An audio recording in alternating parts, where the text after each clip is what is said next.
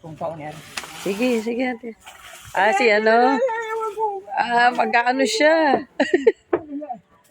Kung sana mo na pagluto ni mo sa ribs man. Atay ka, ate Alice. Yung wala ka magkano po sinyo? Gadam, sundang, asa. Sundo pa noon. Mga asa man mo? Ha? Asa man? Dami ko niya.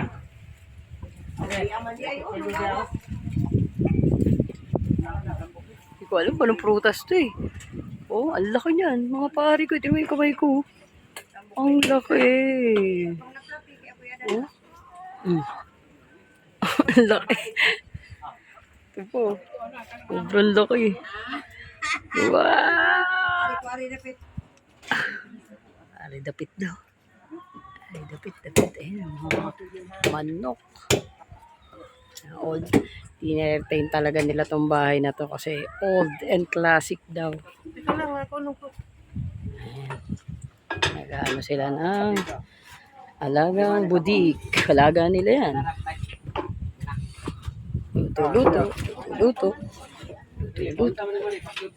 Aray ko. Uy. Ayan siya. Ayaw nilang ano to kasi bahay daw nila lola to eh. Okay. Pero hopefully soon. Napakalawak niya na. Likod to, likod. Likod ng bahay. Tapos, ganyan lang ka-fresh. Ang lahat dito.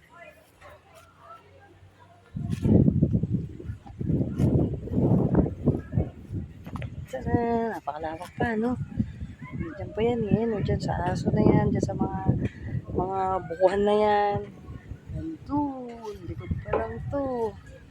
Grabe. Isiksikan kami sa Manila. Pero dito shit, fudge!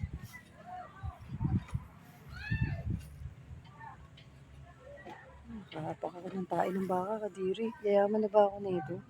Look. Ew! Grabe. Si Dog, oh.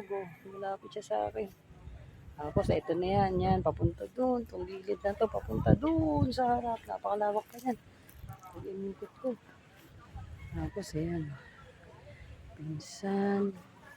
What's this? The Wi-Fi network. Allow.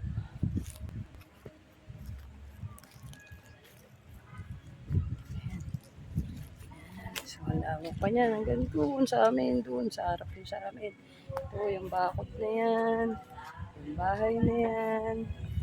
Saan? Yan. Nandiyan yung dead end yan. Baikot doon. So, kasama yung mga sinampay. Hindi, syempre ito. Organic to Walang mga filter. Walang editing. So, yan lang siya. Gusto ko lang i-share yung napakasimpleng buhay na hindi sa Manila. But if we work on this and invest, ayusin, napakalaking property neta. Pero because medyo old school talaga yung mga elders namin, retain as is muna siya. Kubo-kubo. Pero ito muna. Pero may mga iba pang lupain, property.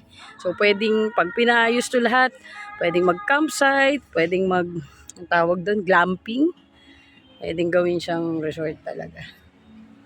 Yun. So, that's all for now.